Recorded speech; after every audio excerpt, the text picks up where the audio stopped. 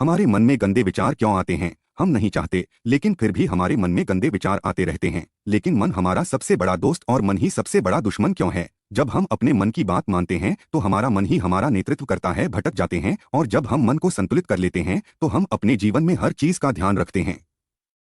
हम अपने मन में आने वाले गंदे विचारों को रोकने की कोशिश करते हैं, लेकिन जितना अधिक हम रोकते हैं उतना ही ये विचार हमारे अंदर प्रवेश करते हैं। जितना अधिक आप किसी चीज से दूर भागते हैं वह चीज आपको अपने पास ले जाएगी, इसलिए उस चीज से दूर मत भागिए, उस पर संतुलन बनाए रखिए। एक बार एक युवक गौतम बुद्ध के पास आया और गौतम बुद्ध से बोला कि ही बुद्ध, मेरे मन में इतने गंदे विचार क्यों आते हैं? मैं नहीं चाहता कि मेरे मन में गंदे विचार आए, पर मेरे मन में हमेशा कामवासना के विचार चलते रहते हैं और मैं इनके के बारे में सोचकर बहुत परेशान हूँ। मेरी ऊर्जा और समय यह सब सोचने में ही नष्ट हो जाता है और इन सब के विचारों की वजह से मैं कभी भी शांत नहीं रह पाता और मैं हमेशा ही स्त्रियों को देखकर मोहित हो जाता हूँ, अपने आप को रोक ही नहीं पाता। बुद्ध मुस्कुराए और उन्होंने उसे युवक से पूछा, क्या तुम्हें पता है यह कामवासना होती क्या है? फिर लड़के ने उत्तर दिया और कहा, बुद्ध, मैं यह तो नहीं जानता कि कामवासना होती क्या है, पर हाँ, ये जो भी है बहुत बुरी चीज है। फिर बुद्ध ने उसे युवक से कहा कि सबसे पहले तो तुम यह समझना है कि प्राकृतिक रूप से जो भी चीज हमारे अंदर है वह बुरी नहीं है।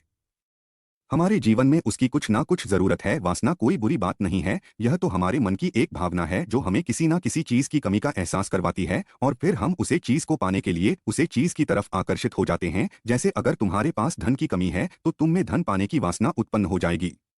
तो वासना कुछ और नहीं, बस एक प्रकार की कमी है जो कि एक प्रकार की जरूरत का एहसास है, और जब ये जरूरत शारीरिक हो तो हम इसे कामवासना कह देते हैं। युवक ने गौतम बुद्ध को कहा कि बुद्ध, मुझे कामवासना का मतलब तो समझ में आ गया, पर आप मुझे यह बताइए कि यह आती कहाँ से है और कैसे आती है?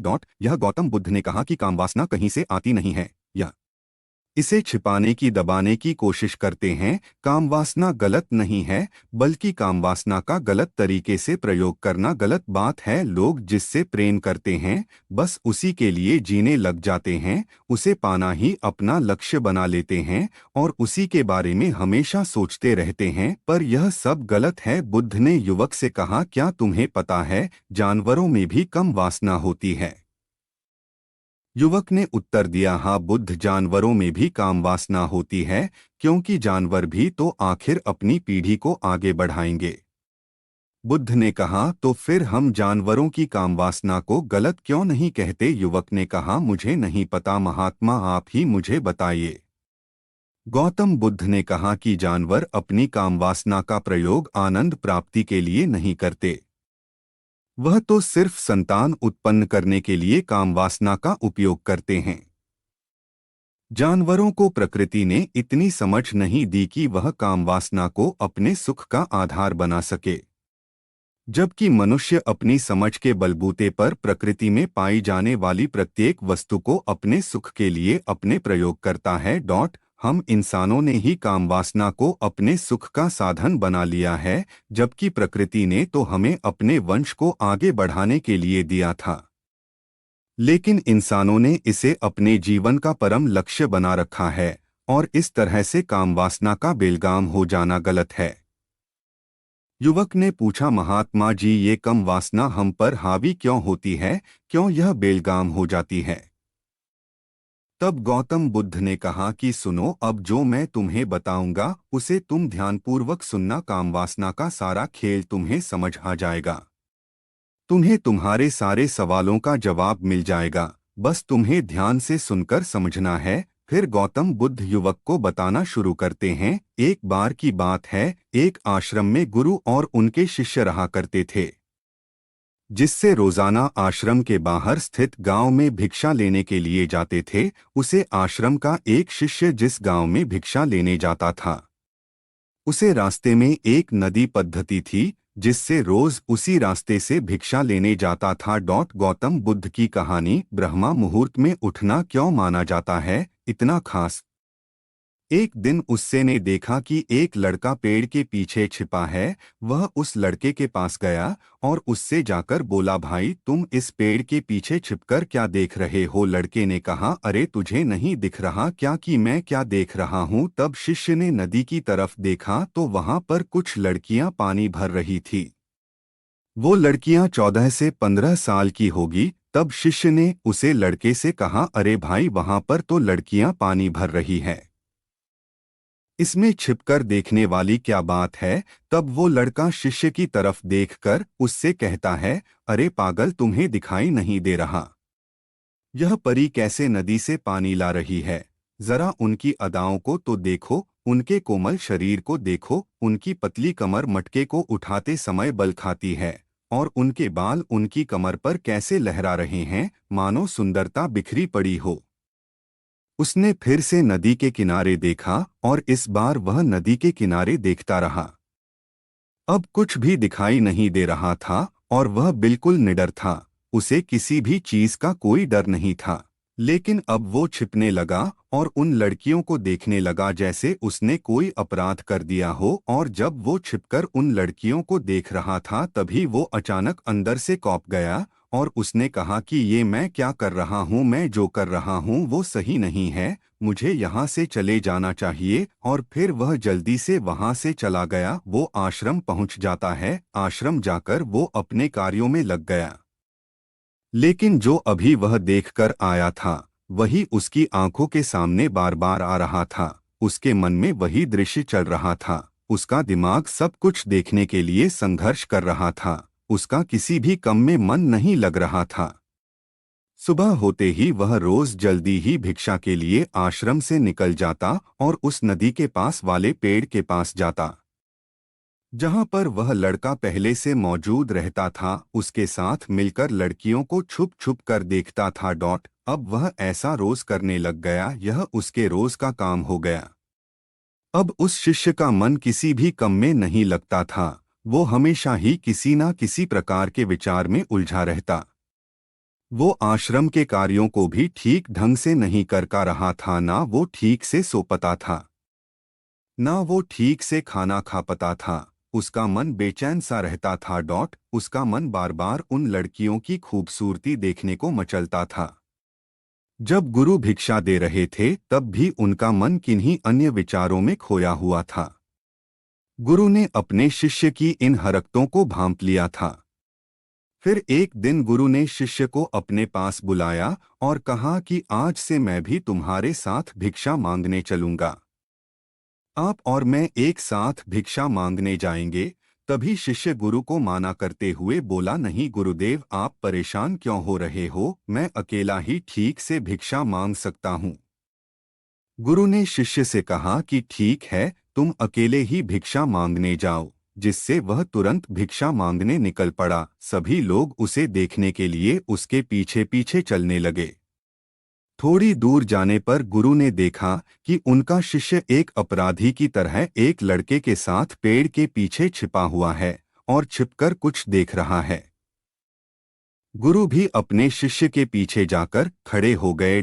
उसका शिष्य क्या देख रहा है जिसे देखने के लिए वह एक अपराधी की तरह पेड़ के पीछे छिपा हुआ है? गुरु ने देखा कि उसका शिष्य पेड़ के पीछे छिपकर नदी से पानी ले रही लड़कियों को देख रहा है। तब गुरु ने शिष्य से कहा, क्या देख रहे हो? अपने मालिक की आवाज सुनकर वह डर गया और उसके पसीने छूटने लगे।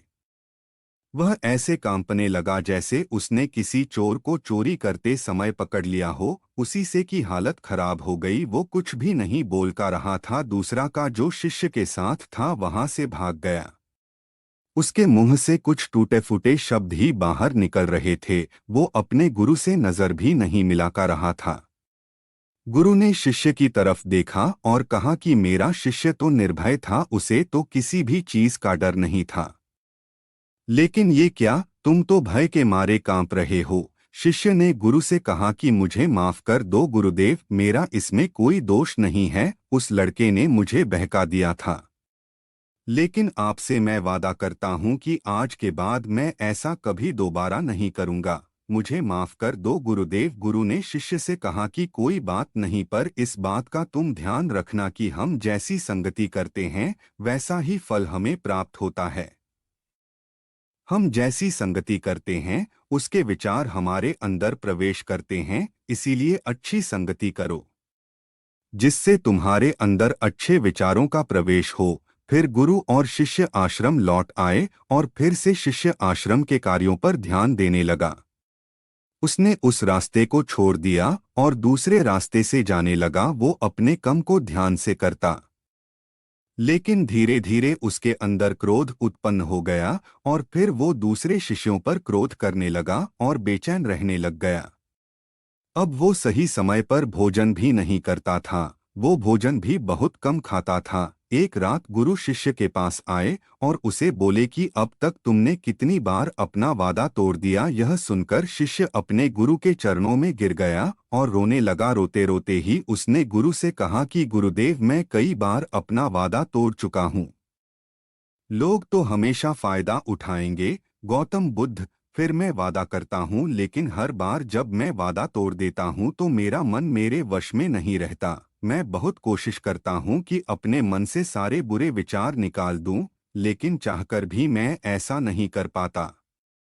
फिर गुरु ने शिष्य को कहा कि चलो मेरे साथ। गुरु शिष्य को आश्रम के बगीचे में लेकर गए और शिष्य से कहा कि देखो, यहाँ पर कुछ नाली बनी हुई है जिससे नदी का पानी इन पौधों तक आ रहा है और यह पानी निरंतर गति से आगे बढ़ रहा है। क्या तुम इस पानी के बहाव को रोक सकते हो? शिष्य ने कहा कि हाँ गुरुदेव, मैं इस बहाव को रोक सकता हूँ। फिर शिष्य ने मिट्टी उठाकर उस नाली में रख दी तो पानी थोड़ी देर के लिए रुक गया और फिर थोड़ी देर बाद उस मिट्टी के ऊपर से पानी बहने लगा। गुरु ने शिष्य से कहा, अरे ये क्या, ये तो पानी रुका ही नहीं। फिर से शिष्य ने कुछ कंकर पत्थर उठाकर उसे नाली में रख दिए और फिर थोड़ी देर के लिए पानी रुक गया। लेकिन फिर थोड़ी देर बाद ही उन कंकड़ पत्थर के ऊपर से पानी निकल आया। फिर गुरु ने कहा कि शिष्य, यह क्या हुआ? पानी तो फिर से बहने लग गया। तुम तो बोल रहे थे कि तुम इसे रोक दोगे। क्या हम किसी कम को रोकना चाहे तो क्या हम उसे रोक नहीं सकते? तब शिष्य ने कहा, कोई बात नहीं गुरुदेव, मैं इस पानी को तो आपको रोक के दिखाऊंगा। शिष्य फिर से एक बड़ा सा पत्थर लेकर आया और उसे नाली पर रख दिया और पानी रुक गया। तब गुरु से कहा कि देखा गुरुदेव, मैंने कहा था ना कि पानी को मैं रोक दूंगा। मैंने पानी को रोक दिखाया, आपकी बात मैंने पूरी कर दी। गुरु मुस्कुराए और बोले, अच्छा जरा ध्यान से देखो, पानी रुक गया क्या? वो तो पीछे की नाली तोड़कर बाहर निकल गया और अगल-बगल से बह रहा है। और ध्यान से देखो, इस पत्थर की आगे भी आ गया और ये पानी अपना रास्ता बदलकर फिर से आगे की तरफ जाएगा और फिर थोड़ी देर बाद ऐसा ही हुआ और यह हमेशा टूटता ही रहेगा। तुम कितना भी बड़ा पत्थर रख लो लेकिन पानी तो अपना रास्ता बना ही लेगा। यह सब देखकर शिष्य ने गुरु से कहा कि ही गुरुदेव, क्या कोई तरीका नहीं है जिससे मैं गंदे विचारों से बाहर निकल सकूं और यह मेरे मन में आए ही ना? गुरु शिष्य को एक नदी के पास ले गए जहां से उसे बगीचे में पानी जा रहा था। गुरु ने शिष्य से कहा, वो पानी इसी नदी से जा रहा है। अगर हम यहीं से उसे रास्ते को बंद कर दें जहां से पानी बगीचे में जा रहा है, तब क्या हम पानी को रोक नहीं सकते? शिष्य ने कहा कि हाँ गुरुदेव, अवश्य ऐसा हो सकता है। मैं इस पानी को यहीं से बंद कर देता हूँ, तब आगे की नाली में पानी जाएगा ही नहीं और फिर बगीचे में पानी जाएगा ही नहीं। फिर शिष्य नदी से जाने वाले रास्ते को बहुत मेहनत करके पत्थर और मिट्टी डालकर बंद कर दिया और गुरु से कहा कि गुरुदेव, मैंने पानी को बंद कर दिया है, अब यह पानी बगीचे में जाएगा ही नहीं। तब गुरु ने कहा शिष्य से, अगर पानी बगीचे में नहीं जाएगा तो पेड़ पौधों को पानी कहाँ से मिलेगा? उन पेड़ पौधों को तो पानी की आवश्यकता है और उन पेड़ पौधों में कुछ पेड़ पौधे तो ऐसे हैं जिनको रोज पानी की आवश्यकता है। वह तो मुरझाकर मर ही जाएंगे, उनका क्या होगा? पानी तो हमें खोलना ही होगा। शिष्य ने गुरु की बात सुनकर वापस नदी से जाने वाले पानी का रास्ता खोल दिया। तब गुरु ने शिष्य से पूछा, शिष्य, अगर हम इस नदी के पूरे पानी को बगीचे की तरफ मोड़ दे तो क्या होगा? तब शिष्य ने जवाब दिया कि गुरुदेव, वहां पर जितने भी पेड़ पौधे हैं वो गलकर नष्ट हो जाएंगे, वहां पर कुछ नहीं बचेगा। फिर गुरु मुस्कुराए और बोले, तुम इस बात को समझो कि हमें किसी भी चीज को रोकना नहीं है, बस हमें हमेशा संतुलन बनाए रखना है। कम पानी से भी पौधे नष्ट होते हैं और ज्यादा पानी से भी पौधे नष्ट होते हैं। हमारा जीवन संतुलन से ही चलता है। गुरु ने शिष्य से कहा कि अगर मैं तुम्हें कुछ कहूं कि तुम आम के बारे में मत सोचो तो तुम्हारे मन में सबसे पहले किसका चित्र आएगा? शिष्य ने कहा कि गुरुदेव, मेरे मन में तो पहला चित्र आम का ही आएगा। गुरु ने कहा कि जब हम गंदे विचारों को जबरदस्ती रोकने का प्रयास करते हैं तो वह और मजबूती के साथ हमारे अंदर प्रवेश करते हैं, हमारे अंदर उठाते हैं। इसीलिए हमें उन्हें कभी भी दबाने की कोशिश नहीं करनी चाहिए। तब गुरु शिष्य के पास गए और बोले कि बुरे लोगों की संगति के कारण भी हमारे अंदर गंदे विचार आते हैं। कभी कभी ऐसा होता है कि हमारे अंदर कामुकता नहीं होती, लेकिन कुछ अश्लील लोगों के साथ रहने के कारण वह हम पर हावी हो जाती है। तब शिष्य ने कहा कि गुरुदेव, आप सही कह रहे हैं, मैं अपने लक्ष्य से भटक गया था। तब वह शिष्य रात को बहुत शांति से सोया, सुबह पूरे मन से अपना काम किया और फिर सुबह वही भिक्षा लेने चला गया। जहां वह लड़का आज भी पेड़ के पीछे छुपकर उन लड़कियों को देख रहा था। वो शिष्य नदी पर गया जहां वह लड़कियां पानी भर रही थी। उसने उन लड़कियों से पानी मंगा। उन लड़कियों में से एक लड़की ने उसे पानी पिलाया और उसे सन्यासी शिष्य के चरण छुए। शिष्य ने उसे आशीर्वाद दिया कि तुम्हारा कल्याण हो। शिष्य का मन सकारात्मक ऊर्जा से भर गया, उसके चेहरे पर मुस्कान आ गई थी।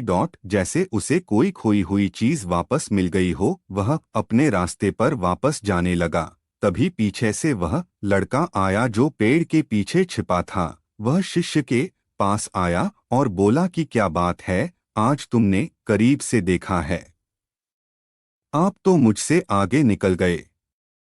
तब शिष्य ने कहा कि हम हमेशा दूसरे के दर्शन करने में ही व्यस्त रहते हैं, अपने दर्शन कर ही नहीं पाते। तुम कब तक इस पेड़ के पीछे छुपाते रहोगे? किसी को पसंद कर लो, उससे बोल दो। अगर वो भी तुम्हें पसंद करती है तो शादी कर, और उससे पहले तुम कुछ बन जाओ। अपने आप को पहचान लो, ऐसे अपना समय बर्बाद मत करो। फिर वह लड़का रोज उससे मिलने लगा और उसे लड़के ने नदी पर जाना छोड़ दिया।